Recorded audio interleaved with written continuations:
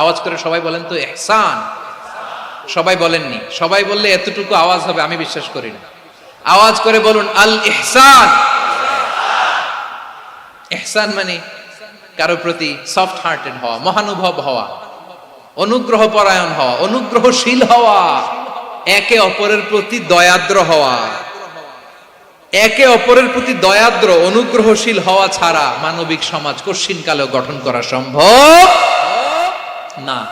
প্রিয় ভাইয়েরা, সুন্দর আচরণ দিয়ে, ইহসান দিয়ে যা জয় করা যায়, নরম আচরণ দিয়ে যেটা অর্জন করা যায়, কঠোরতা দিয়ে সেটা পারা যায় না। বিষ্ণু ঈসা ইসলাম ইহসান দিয়ে, কোমল আচরণ দিয়ে, তার অনুগ্রহ দিয়ে তিনি অনেক কাফিরের হৃদয়কে জয় করে ফেলেছেন।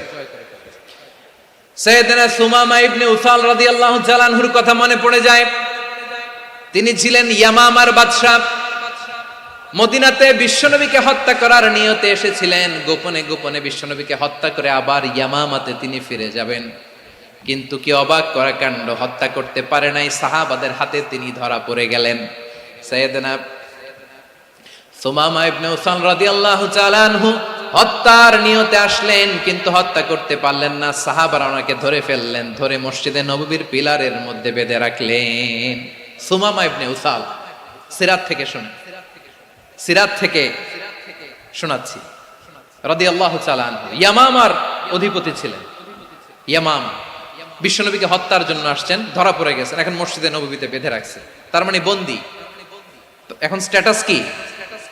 বন্দী, ক্যাপটিভ। তো বিষ্ণু ঈসা ইসলাম সাহাবাদেরকে বললেন তার খোঁজ খবর নিও, সুমামা ইবনে উসালের খোঁজ খবর নিও। সাহাবারা বলেন ইয়া রাসূলুল্লাহ, আপনাকে হত্যা করতে এসেছে, তার তো কঠিন ক্যাপিটাল পানিশমেন্ট হওয়া দরকার, কঠিন শাস্তি হওয়া দরকার। বিশ্বনবী বললেন না, আমি যেটা জানি তোমরা সেটা জানো না, তোমরা সুমামার সাথে ভালো আচরণ করো। বিশ্বনবী সুমামার কাছে গেলেন।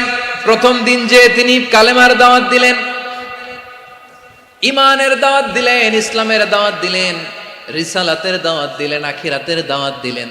পরের দিন যে বিশ্বনবী সালাতের দাওয়াত দিলেন, যাকাতের দাওয়াত দিলেন, ইসলাম কি, কিভাবে, কেমন করে পালন করতে হয় চমৎকার আর্টিকুলেট করতে শুরু করলেন।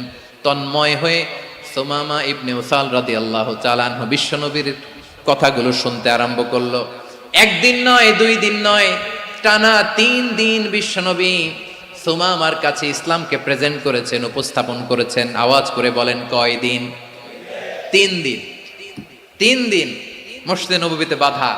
আর সাহাবীদেরকে বললেন তার খোঁজ খবর নিও, তোমরা যে রুটি বানাও এর মধ্যে সবচেয়ে ভালো আটার রুটিটা তারে দিও, সবচেয়ে রিফাইন্ড খেজুর, যেটা পিওর খেজুর, এটা তারে দিও।